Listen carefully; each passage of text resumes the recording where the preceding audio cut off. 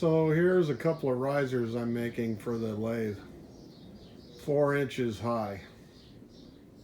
They're sized to fit under the base of the lathe where it contacts the pan. That's basically the size of the footprint. 8 by 8 and 8 by 12. So I'm gonna weld them all together. That's what it's all about. So it starts out with some tacking. I'm a tacky guy, what can I say? A little bit of tacking action. I'm not gonna do videos of welding everything up. That's silly. Which one am I looking at? Oh yeah, this one. So it's 1/4 inch wall, you know.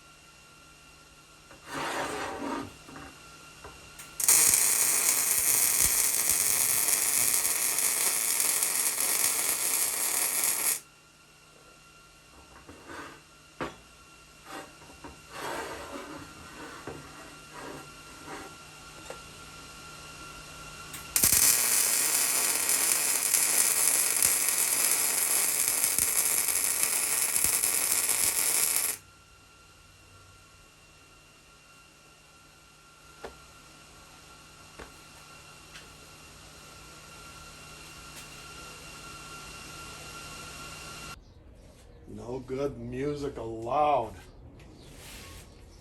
Lest Bob Dylan doesn't get us 2 cents or something. 2/10 of a cent. Anyway. Now we shall weld. We shall weld it very good and you will like it.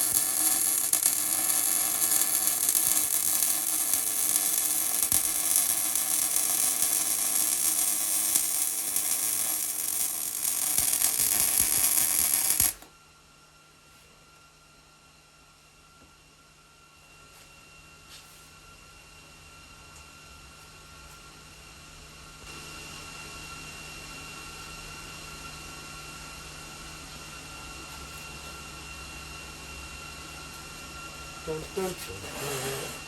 Welding, welding, welding, welding.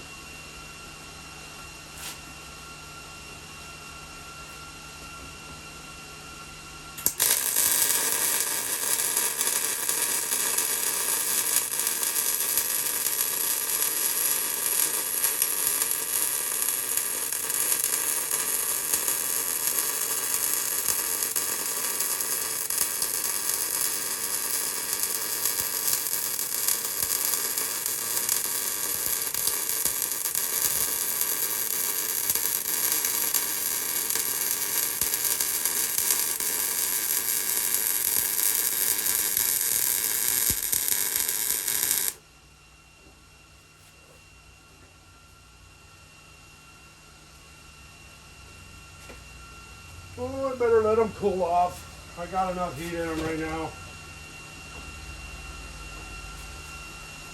Drink a beer, Kim. I think so. Yes. Drink a beer. All right. Back in a little while, gentlemen.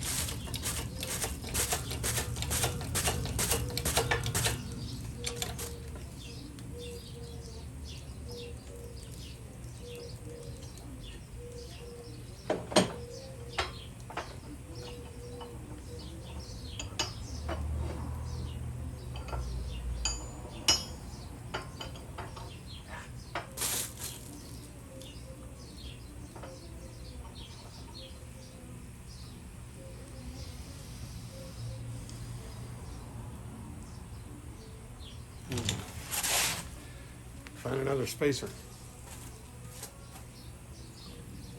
Well, I got in there, but it ain't pretty. I'm letting it sit there and relax, like really, really wedged out.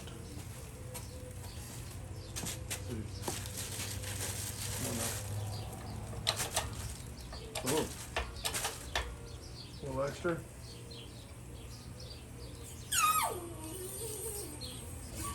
Let's see. Got some fucking space. Back in a second.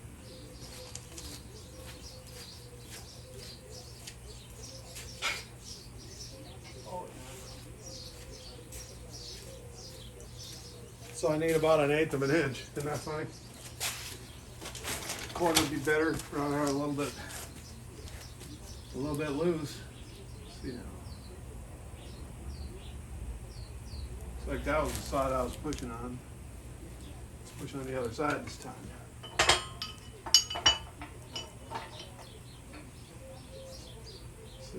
I can get this guy in there now. Nope.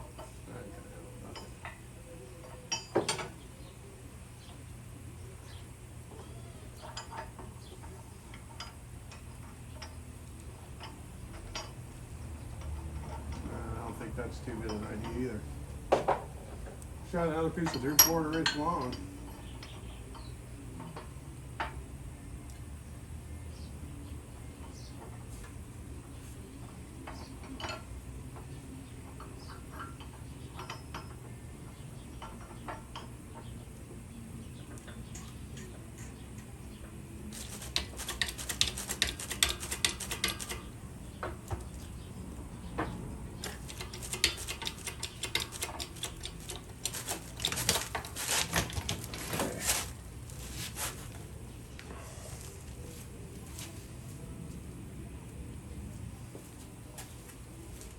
Yeah, just check and see if it's in there. Let's give it another squeeze.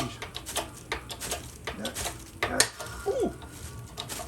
That pin don't like being in there under that kind of pressure. So under the theory, it's better to be too big than too loose on a shackle that you're going to have like swinging. That's it. It's pushing the pressure off the jack too. That's funny.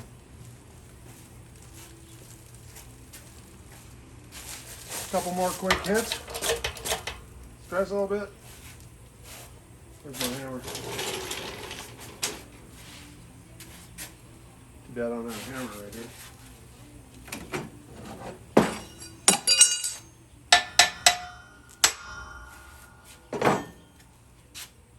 Shock it a little bit.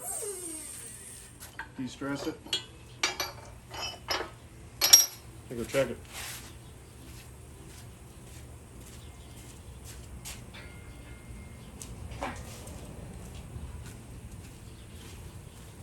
Beautiful. Let's see.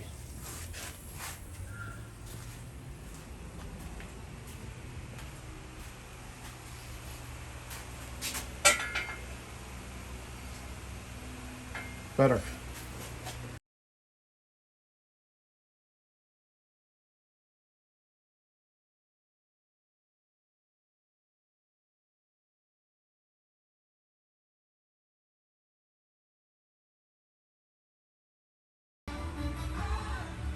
Alexa, volume 0. All right, it took a lot of wiggling and stuff, and I had to end up putting a big piece of bar stock in here so it can't flip over backwards because it wants to hang cockeyed. Well, I think I got a lift going on here.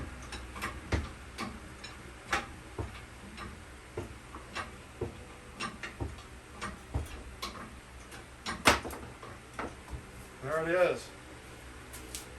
Well, I got 4 inches. Now I can put them spacer blocks under there. And I'll be able to reach the on and off switch without bending over. Nice.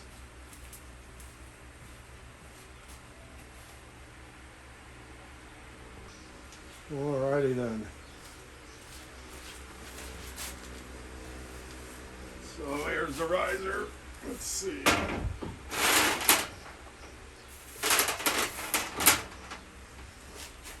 Let me just make sure I don't have any tips under it. But I've had some guys comment about they like tips. I'll give you a tip. Never lift anything higher than you want it to fall back down, right? And the other part is there's this dude, he's called Murphy. He's nearby and he's watching for me to put my hand underneath this so he can drop it on my hand. So I try and cheat Murphy out of his enjoyment. There it is. Right about there. Once I get the block under it, it's better at least.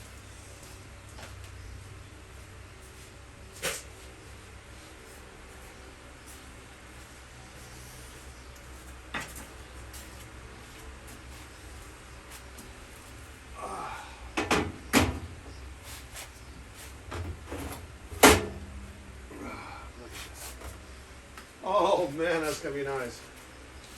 Now, it's definitely going to make it shake a little more. This guy shakes anyway.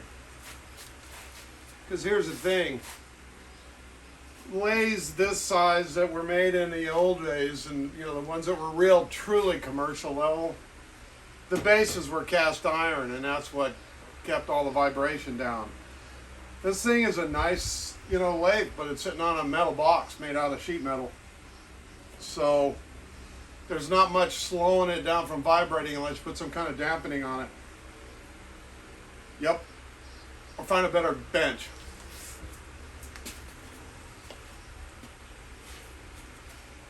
So now I'm just going to fix it up and bolt it down.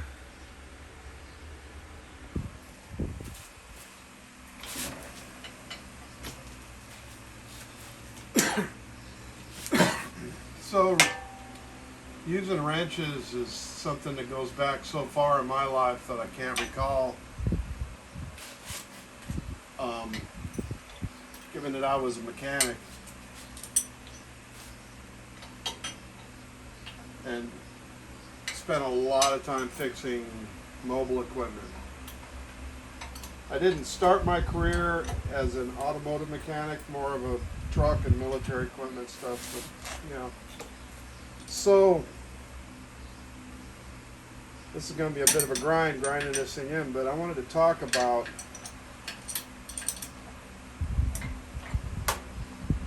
wrenching. So it's also tough. I'm staying out of the way.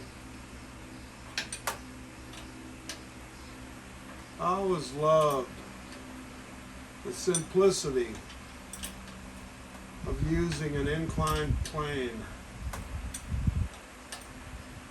to pull two pieces of dissimilar material together. What a genius invention. But there's a point, like right now this bolt's a little loose. There's a little spot where all of a sudden the bolt and the washers and the nut get close enough that the two pieces that you're bolting together suddenly stand at attention and start to line up with each other. Right there. And there's some cracks as it seats in. That's the part I always loved. I kind of got an advantage as a mechanic though because of my teachers in the early 1960s. At least where I was going to school, they didn't like it when you claimed to be left-handed. So they pretty much beat it out of me. Now I'm ambidextrous. So I got some more to tighten up, and I'll come back later. I have to get this hoist off of there. Well, there it is. 4 inches. So now my arm lands on it in neutral. So if I want to reverse, now since this chuck is the kind that you can reverse because it doesn't have a screw-on chuck, you can use that.